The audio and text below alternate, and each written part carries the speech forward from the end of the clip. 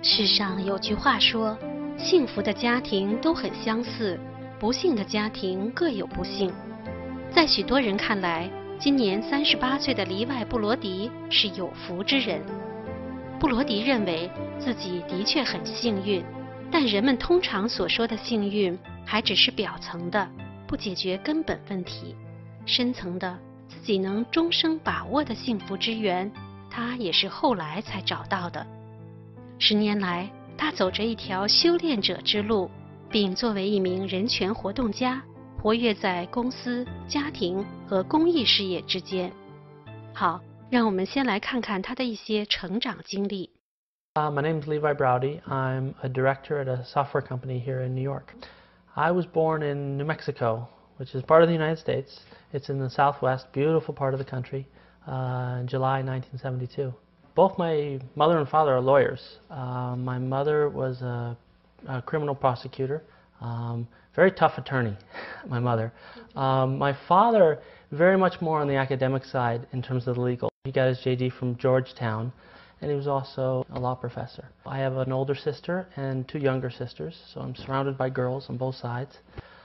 I love my job. I really got lucky, actually. Lawyers traditionally are the worst when it comes to computers. My father was an anomaly. He's the first one in his university to get an old DEC Rainbow, like before PCs were popular. He taught me. You know, we had a computer in the house when I was in high school, which was not very common back then. I was also got into a lot of the computers, got into development, programming. I spent many years working on Wall Street, developing software for some of the large brokerage houses there. And also developed a close-knit of people I worked with, a team of consultants. And we've been working together for like 15 years now. About 6 years ago, we formed our own company, a software company based here in New York. And now we get to build our own software, sell our own software, and it's a lot of fun. I really enjoy it. 每个孩子在盼望长大的过程中，都表现出对生活的一些特定向往和憧憬。看似普通的自然倾向，谁知不是体现着个人的天性，蕴含着人生轨迹的重要起点呢？父母的体察、理念和选择，自然而然地会影响孩子人生启蒙阶段的方方面面。如果父母的教育理念和学校的教育环境得当，会让孩子为自己怀揣的璞玉找到最合适的琢磨和成器之路。I wanted to be a policeman, I wanted to be a garbage man, but then I remember the day I saw the first Indiana Jones movie, and that was it. I wanted to be in Indiana Jones. I mean, this is a very interesting guy, right? I mean, he's a PhD. He's very learned about the world, but he's not stuck in the library. He's out there. He knows about different customs in the world. He knows about different peoples, having tremendous adventures, and he's got that cool little whip thing that he has. So he was my hero for most of growing up. I was not a terribly good student in elementary school. I think the learning process, or what they were teaching in elementary school, I just found very boring. But when I got into high school, something just clicked. I really started to love learning. I went to a wonderful high school. It was very good for nurturing that. It was a private school, a college prep school.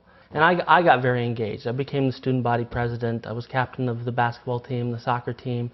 All the other teams were okay. The soccer team was really good. We won state almost every year I was there. So that was a very serious thing. So I got very into the soccer team. And that was a big part of my fall every year, because that's the soccer season. At the same time, it was a great learning experience because, I remember there was a time in my early senior year, I started to learn a lot about the civil rights movement. And so I would just pore over these books, and I actually developed a private study just for me with one of the history teachers, because I was so into the subject. I would spend, weeks just bearing through the material, and it was great to have my parents, because they were involved in it too, so it was a wonderful resource. In high school, I developed an interest in things Eastern. My school was smaller, so it was a little bit more mixed. So I had my athlete friends where we did all of our sports, and I had sort of the academic friends. And then I had this group of friends who were most of them were I think, in the theater department.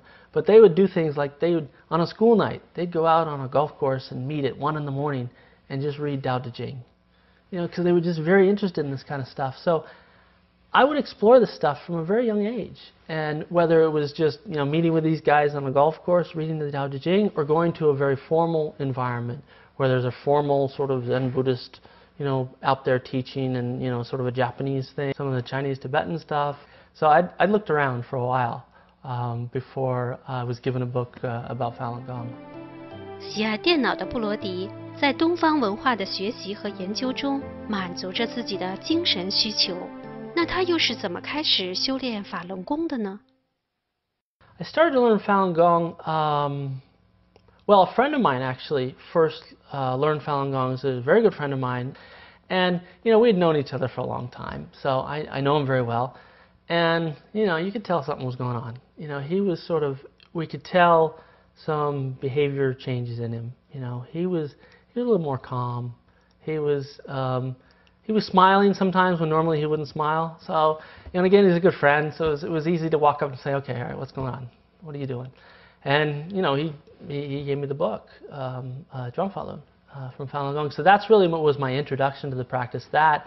And then when he gave me the book, I remember it was sort of the last big snowfall of the spring. And I couldn't go outside, so I spent the weekend actually just reading through the main book of Zhuang Falun, and that's what really got me. That was early 1999. 听起来很简单，那么修炼是否会让生活更加繁忙和紧张呢？ No, just the opposite. I know. I mean, that's you'd think adding more things in my life would sort of make it more chaotic, more things I have to juggle. It's actually the opposite. I mean, I feel it's sort of, and it really boils down to, well, what is it you're adding to your life? Because there's a lot of things that you add to your life that, you're just going to have more things you got to juggle. It's going to become more chaotic. If there's certain things you add to your life, it actually becomes a lot more calm and steady. And by calm and steady, I don't just mean, I don't want things to happen to me and I just want to sit in my house and, everybody leave me alone. I'm talking about a spiritual calm, where you can handle whatever's thrown at you. You are inspired to go out and tackle things that you wouldn't have otherwise. For me, that's real calm, is that it's a strength, it's a clarity of mind, and it actually emboldens and solidifies whatever it is you're doing. For me, it's about adding clarity and energy and strength to the things I want to do.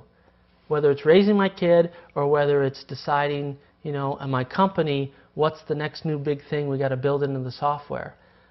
It's really about enriching that whole process, as I've found. Just in my assessment of Western society, there's a lot of wonderful things there, but it was also a little bit simplistic or a little bit too black and white. These sort of little categories that each, when you look at them by themselves, are rather limiting. If you look at religion, it just seemed a little bit too almost academic. And it seems like spiritual growth is something much more visceral than that. It's something you actually do. It's something that you partake in. It's not just a story that you read about. I mean, by the time I was 19, I had already lived in Europe. I'd already lived in the Caribbean. I'd sort of gotten out and seen the world. And for me, looking at some of these practices, it seems like a natural extension of that curiosity to say, okay, well, let's see if we can really understand more about, as an example, karma. What is karma? How does it work? How does it affect people? Should we, every parent teaches their child to be nice and not mean to other kids. But why? I mean, obviously it's good to create a civil society, but is there something else going on there? Is there something in your own development and controls your own life that is at play when you talk about your virtue or your moral disposition or how you treat people? 对衣食无忧、家庭和学校条件优越的布罗迪来说，深层的精神满足不但更为重要，而且并非虚无缥缈、遥不可及。功夫不负有心人，古老的哲学、宗教和文化未能解答的问题，布罗迪在转法轮中找到了能撞击心灵深处的解答。And it's interesting with Falun Gong because if you read the main book, Zhuang Falun, it's not like the language is mysterious or something you have to have a PhD to. It's very plain language. It states things very clearly, but it goes bing right to the heart of a matter. And it explains something in a way, and again, it's not just an intellectual process, oh, now I understand how karma works. But it's something you actually feel. It goes through you. Not do I only understand how it works, I understand how my life and what I do in my life is related to the laws of karma and how that actually affects me. It's a very profound process, which is interesting because, again, the language of the book is not terribly complicated or mystical, but it's a very profound process. 一边是体育健将和健身房常客，一边是由许多老年人习练的动作以缓慢圆为特征的法轮功功法，两者似乎摆不到一起。然而一入门，例外不但很快为法轮功的5套功法所倾心，而且找到了真我，找到了在任何环境中都能立于不败之地，都能提升自己的通天大道。You know, as I mentioned in high school, I was, the star athlete, and I continued to be an athlete in college, and even after college, very much into working out. I'd work out 7 days a week. Sometimes if I was really tight on time and I had to choose between lunch and working out, I'd work out. I mean, it was that kind of rigorous mentality just because I liked doing things physically. I liked running, I liked camping and hiking and stuff, but also I liked the feeling of being fit. I really, when you go to a gym regularly, it was a feeling of just being healthy and strong. It was different than if you just laid on the couch for a week. You can tell the difference. What first blew me away about Falun Gong was I look at the exercises and they're hardly doing anything. I mean, it's a sitting meditation, first of all, and then it's this very slow motion exercises, not even breaking a sweat. I'm thinking, okay, no matter where you look in traditional Chinese culture, you'll find some type of self-cultivation or meditation practice. So it was a very key component. I could see the more profound aspects of it, and I really wanted to try that, but I didn't think it was going to help a lot with physical things. And I was just blown away. Because after doing those slow motion exercises, that feeling I talked about when you're working out regularly and you're really strong and really fit was far greater with the Falun Gong exercises than it was, working out an hour or two in the gym every day. But really, that's not why I came into it. As I got more into Falun Gong, what I realized is it does something which I didn't realize I was looking for until I had found it.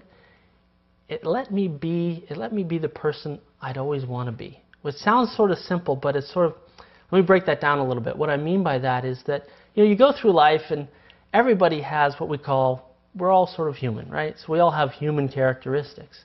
Sometimes we get jealous, and sometimes we get upset when we don't want to.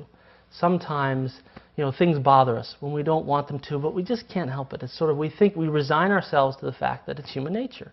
And we're stuck in that to some extent. And what I found with Falun Gong is it explained the principles of life and karma and how these things work so clearly, and also just invigorated my energy and my clarity of mind so much that I could break through those things. I was no longer held back by jealousy in a certain situation, or being angry with a certain situation, losing my cool, or not being compassionate in a certain situation where I just sort of discard people. It's like, ugh, get away from me. That was restraining me, and I could feel it. And what Falun Gong allowed me to do is actually break right through those barriers. And that was sort of a feeling I'd never experienced before. It's really profound. It sounds like a simple concept, but it's tremendously profound in terms of being able to grow as a person and what you can do, not only for yourself, but for other people.